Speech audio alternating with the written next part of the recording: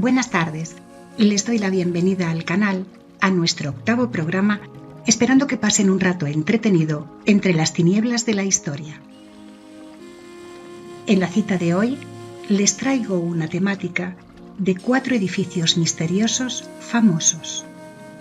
Así que espero que disfruten de una tarde de sofá con una luz tenue y relajante y un té de su gusto.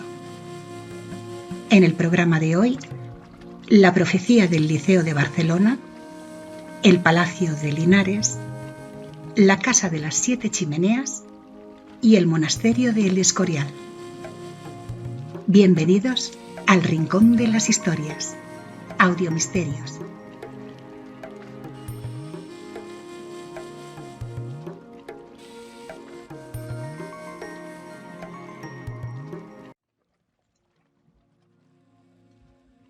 La profecía del Liceo de Barcelona. El Gran Teatro del Liceo, conocido como Al Liceu en catalán, es el más antiguo en activo e ilustre de Barcelona. Está situado en la Rambla y abrió sus puertas el 4 de abril de 1847, aunque antes se fundó en otro emplazamiento en el año 1837. El teatro se incendió 3 veces en los años 1861, que al año se volvió a abrir. El 7 de noviembre de 1893, un anarquista arrojó bombas al patio de butacas y murieron 20 personas y otras resultaron heridas, y en el año 1994 volvió a incendiarse y reabrió el 7 de octubre de 1999. El teatro se caracteriza por el dorado y el rojo, y hasta tiene una parada de metro que lleva su nombre, Liceo. En 1662 se levantó un convento de los Trinitarios Descalzos, y el ejército francés usó el convento en el 1800 como almacén, por lo cual esa fue la primera profanación. Después fue utilizado para fines políticos, para volver de nuevo a manos de los Trinitarios. En 1835 estalló la primera revuelta de carácter liberal y quemaron el convento, así que se levantó un nuevo edificio que fue un teatro pequeño de 600 butacas en el que se celebraban funciones, conciertos y bailes. Pero en el año 1861, celebrando el carnaval, alguien, bajo el anonimato de una máscara, o eso dicen, quemó el teatro, y según se cuenta se encontró un papel entre los escombros que ponía: «Soy un búho y voy a solas. Si lo volvéis a levantar, lo volveré a quemar». Y se volvió a levantar, pero esta vez solo para la burguesía catalana. Solo para óperas. Un liceo clasista. Y en el año 1994, pasados más de 100 años, la profecía del búho se cumplió. Y en unos trabajos de conservación saltó una chispa al telón, se extendió y volvió a arder. Y de nuevo, haciendo caso omiso al búho y retando a la predicción, se volvió a levantar el teatro en 1999.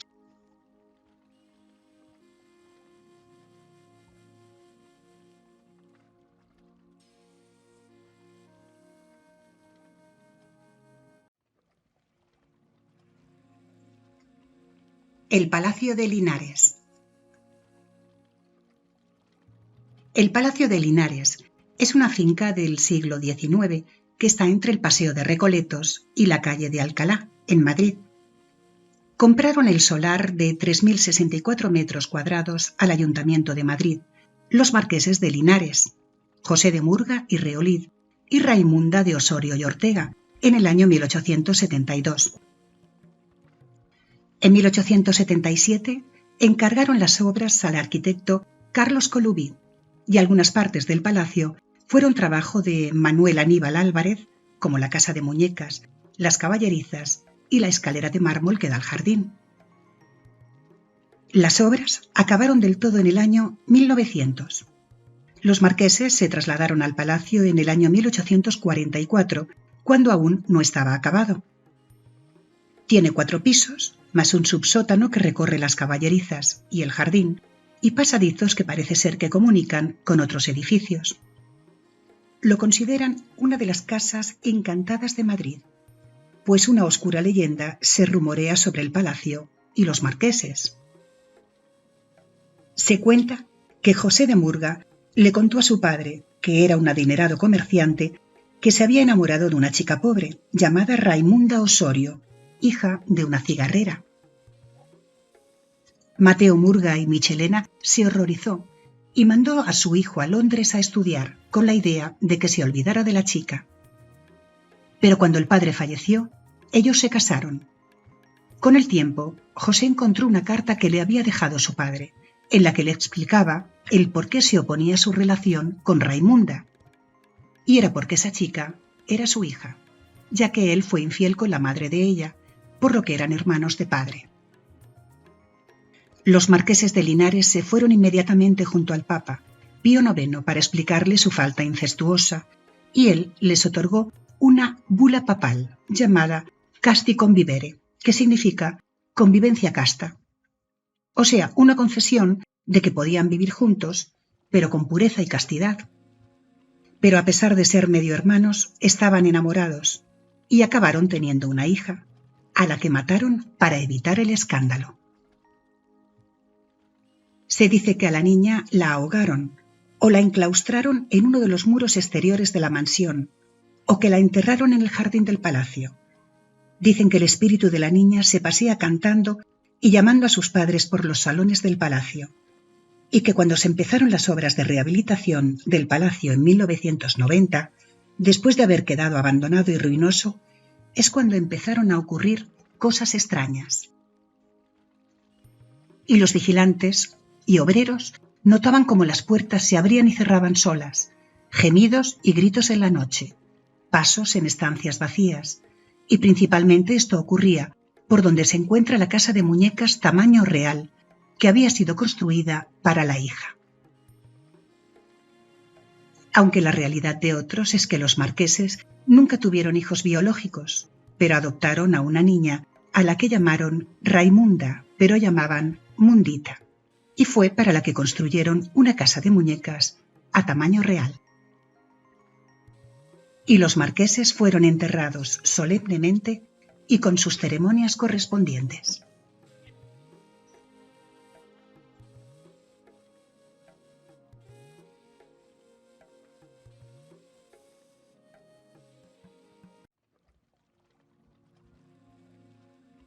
La casa de las 7 chimeneas. La casa de las 7 chimeneas está en el barrio de Chueca, en Madrid, en la calle Infantas 31, junto a la Plaza del Rey. Es un edificio de antes de 1570.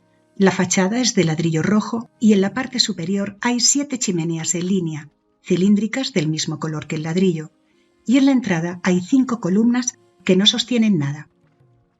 Y está considerado como uno de los lugares encantados de Madrid. No se sabe con seguridad, pero las 7 chimeneas pueden simbolizar los 7 pecados capitales. La leyenda cuenta que la casa se construyó para la estancia de la hija de un cazador de Felipe II, que según dicen era su amante.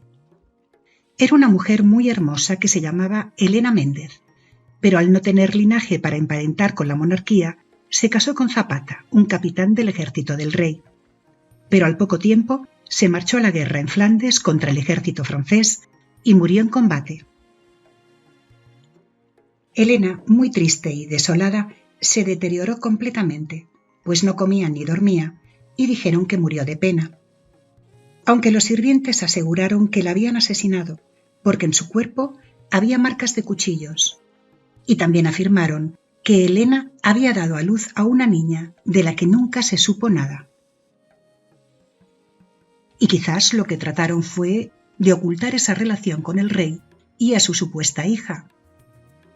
Y finalmente, a quien se acusó de su muerte fue a su padre, para más tarde encontrar su cuerpo colgado de una cuerda sujeta a las vigas de la casa. Cuando las autoridades empezaron a investigar la muerte de Elena, su cadáver había desaparecido. Años más tarde, varios hombres aseguraron ver por la noche la figura de una mujer vestida de blanco, con una antorcha en una mano y con la otra señalando hacia la mansión del rey. Unos dicen que podía ser la hija de Elena, que fue criada como huérfana a pesar de ser la hija del rey, y otros que es el fantasma de Elena, que exige justicia. Después, la casa de Elena tuvo varios dueños. Uno de ellos fue en el siglo XVIII, el marqués de Esquilache, ministro de Carlos III, que hubo un motín por su prohibición de llevar sombrero de ala ancha y capa larga, y la casa fue asaltada. Y en este siglo se amplió la casa con una porción colateral que la transformó de cuadrangular a una en forma de L. Cuando el Banco de Castilla se estableció en el edificio a finales del siglo XIX, en la reforma se encontró bajo el suelo el esqueleto de una mujer con varias monedas de oro a su lado de los tiempos de Felipe II.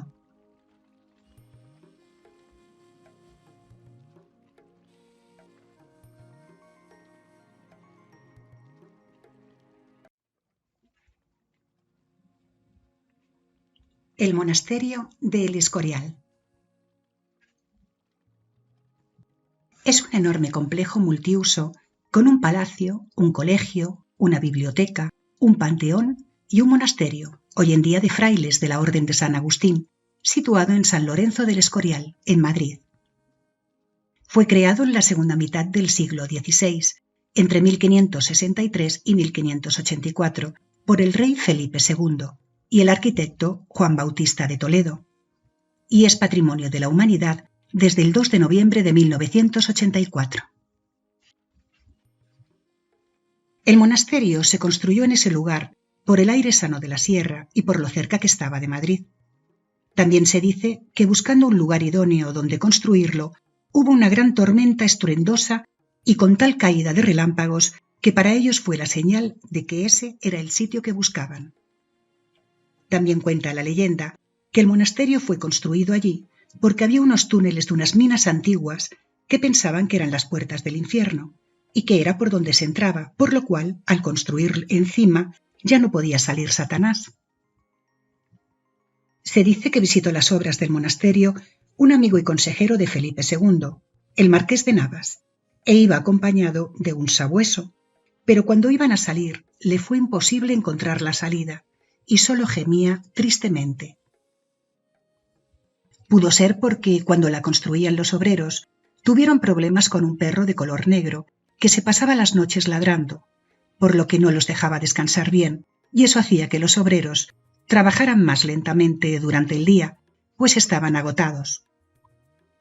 Hasta que el rey mandó que lo cazaran y lo mataran, y lo colgaron durante tiempo en una de las torres. Una curiosidad es que la forma del edificio tiene forma de una parrilla, y lo hicieron servir como homenaje a San Lorenzo, que fue quemado vivo en una hoguera. También hablan de un renegado, que era un obrero de la construcción, que al creer que el rey no podría pagarles, se fue huyendo, habiendo robado una bolsa con monedas, pero no se volvió a saber de él, pues cayó en un fangal y se hundió. También hay una sala muy curiosa, llamada la Sala de los Secretos, saliendo del Panteón de los Infantes. Es pequeña, sin adornos y oscura.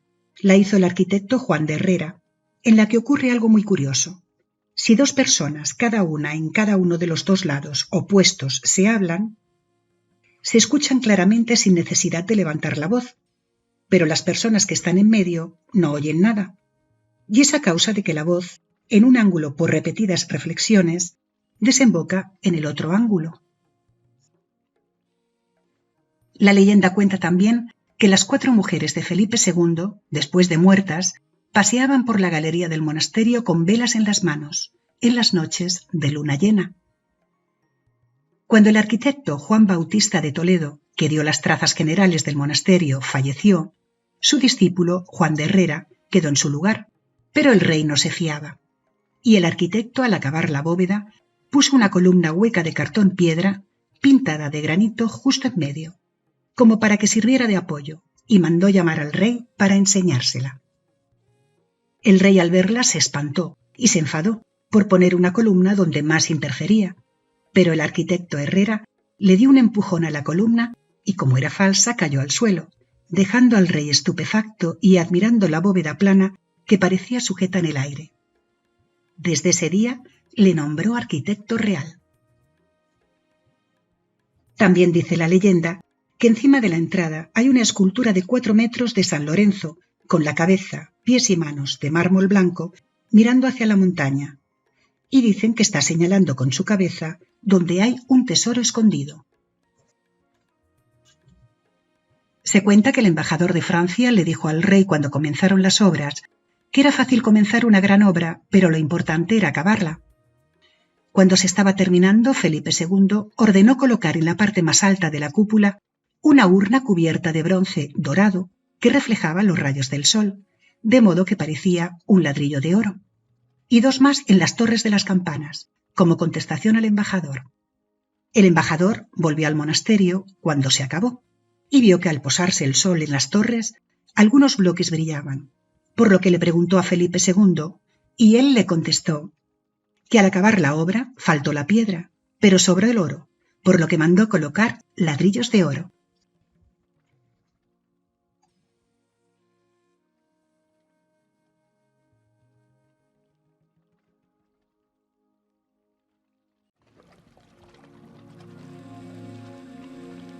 Si les ha gustado, por favor, accionen la campanita de notificaciones para saber que ha sido de su agrado y poder seguir ofreciéndoles contenido. Compartir y darle a like para ayudarme con el canal. Hasta la semana que viene con nuevos relatos de Audio Misterios.